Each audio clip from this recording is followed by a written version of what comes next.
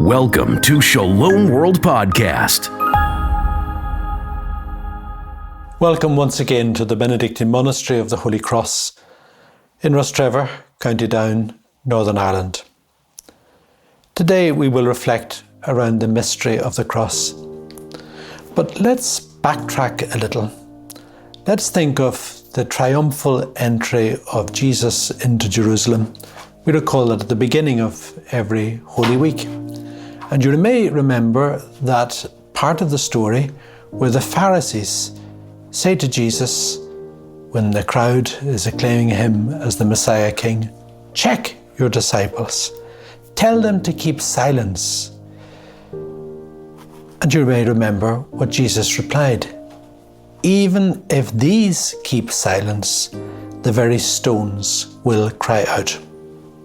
It strikes me today that not only are we invited to contemplate the cross during Holy Week, but we are invited to listen to the cross. The cross cries out as those stones, Jesus said, cry out. And so I propose that we strive to listen to the cross and to hear what the cross has to say to us. Let me take you on a journey. So we're leaving Northern Ireland and we're going to go first on a journey to Scotland. And then after that, we will take another journey which will bring us as far as Italy. Let me begin by taking you to Scotland. And I want to bring you to a kirk building. In your imagination, you might go with me to Rothwell, which is in Dumfriesshire. In that place, there is an 18-foot stone cross.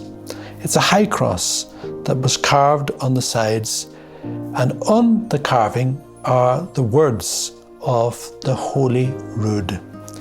It's a poem which celebrates the cross as the tree of life. Today I will be sharing with you something of the content of that poem and trying to break down with you what the poem may have to say to us where we find ourselves today in the 21st century. So this ancient cross speaks to us. The poem of the Holy Rood is one of the masterpieces, we could say, of English literature, The Dream of the Rood. So let me read some extracts from the poem to you. It's a very long poem, so we're just reading some lines here and there in the poem. The author introduces what he will go on to present as words spoken by the tree itself. So while this cross is in stone, it is the wood of the cross that speaks, the tree. I quote the poem. Listen, the choicest of visions I wish to tell, which came as a dream in middle night, after voice bearers lay at rest. It seemed that I saw a most wondrous tree, borne aloft, wound round by light, brightest of beams. I, troubled, beheld the healer's tree, until I heard its fair voice. Then best wood spoke these words. The tree speaks. Rude I was reared.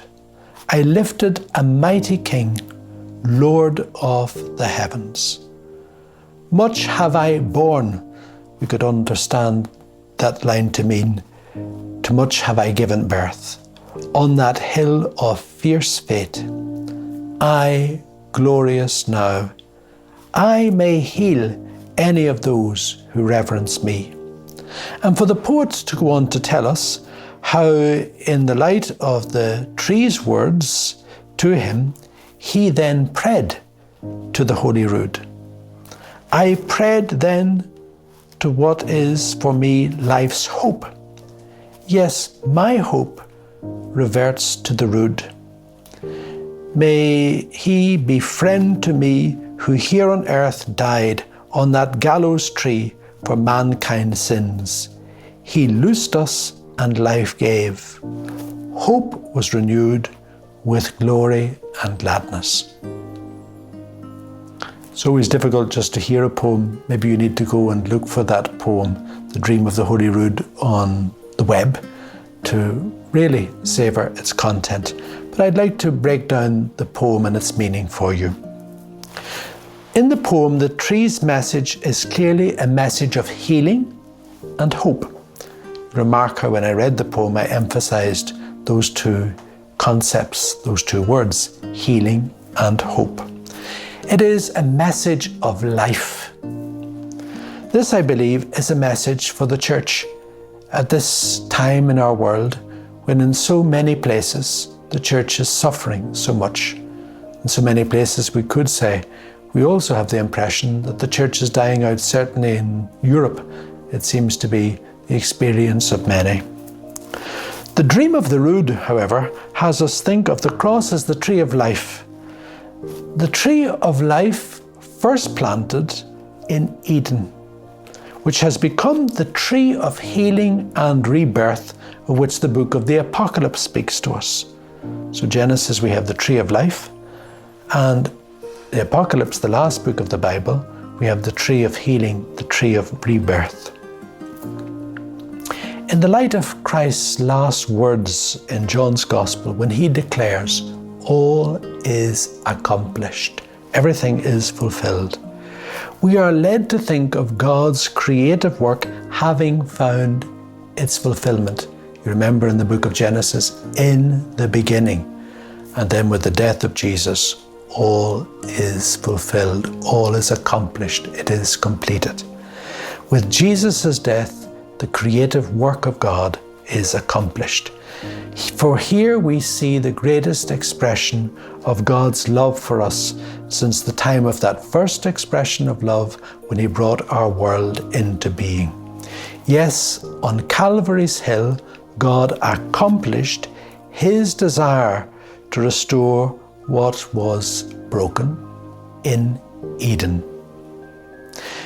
In this light, what a message of hope the cross is for us. This is what we sing in an ancient hymn, that the cross shines out for us as spes unica, unique hope, our unique hope. And this is something that we are reminded of each Passiontide, the importance of the cross as the tree of life, the tree of our rebirth to life in God. That's true for us at a personal level, and it's true for us at the level of society, it's true for us as church. I remember some years ago being particularly struck to have received just on the eve of Good Friday a message by internet. And it was the image of a beautifully carved stone cross. That's what had me think of the dream of the Holy Rood in this reflection. But on the cross were written these words, words taken from the prophet Jeremiah, from chapter 29, verse 11 of the prophet Jeremiah. For I know the plans I have for you, declares the Lord, plans to prosper you, plans to give you hope and a future. And I believe that is a message of which the church stands in need today. God has plans for us, plans of hope, plans for a future. Yes, the Lord sees you and me, and he has in his heart a plan for our future in well-being, greater life for us. I said I was going to take you on a journey not only to Scotland, but also to Italy. So we move into a warmer climate, as it were. And in Italy, I would invite you to journey with me to Assisi, to the outskirts of Assisi, to that little church that St. Francis of Assisi rebuilt, San Damiano. You may remember how in San Damiano the cross spoke to Francis. To begin with, Francis foolishly thought that the message he heard from the cross was about bricks and mortar. For the message he heard was that he was to rebuild the church. The cross said, Francis, rebuild my church. Francis set about rebuilding the church building at San Damiano. But the Lord was thinking of something more, something greater. He was thinking of the spiritual edification and the spiritual re-edification of the church, the rebuilding of the life of the people of God. And that's something we need to experience in every age and generation. In this age and generation, perhaps more than ever. And in so many places, it looks as if things have fallen into disrepair and even total devastation and ruin. The task that is before us to rebuild the church is an enormous task. It is a mammoth task far beyond our own strength. And we have to remember those words of the psalmist, unless the Lord builds the house, in vain do the builders labour. For us to believe that the Lord wants to labour in and through us for the rebuilding of His church. As in any building project, the first thing, the most important thing, will be the foundations that we lay. And our foundation is meant to be on the rock which is Christ. He is the firm foundation, the church's firm foundation, as the hymn writer puts it. On Him everything reposes. And for the Apostle Paul to remind us that we are, as Christian people, to be planted in, rooted in, founded upon Christ. After a little trip to Scotland and to Italy, let us return to where we set out from on this journey, to Ireland. And on these shores was composed this beautiful Irish poem, which I believe all of us, wherever we are listening to this in the world, could pray in our hearts as I pronounce them with my lips. Christ's cross to accompany before us, Christ's cross to accompany behind us, Christ's cross to meet every difficulty both on hollow and on hill, Christ's cross over our community, Christ's cross over His church. We've been from Ireland to Scotland to Italy, we've come back to Ireland. Even though monks are not supposed to travel much, let me end this little reflection by inviting you to come with me to Germany, to listen there to the words of the great Protestant theologian of the Second World War years, Dietrich Bonhoeffer. Bonhoeffer, in his writings, has this remarkable little line written at a time when the church was in crisis, when it found itself compromised, when it had failed in so many ways. I quote, "The renewal of the church will come from a new type of monasticism, which has only in common with the old an uncompromising allegiance to the Sermon on the Mount. It is high time men and women banded together to do this." Let's take those words to heart. This new monasticism is not necessarily that all of you who are viewing this go to live in monasteries. We can live this new monasticism in the world, in our families, wherever we're placed, by living the essential values of monastic life: constant prayer, attention to the Word of God, seeing Christ in all others around us. Let's do that wholeheartedly, and to do it with this specific intention in our minds and hearts: the rebuilding of Christ's church.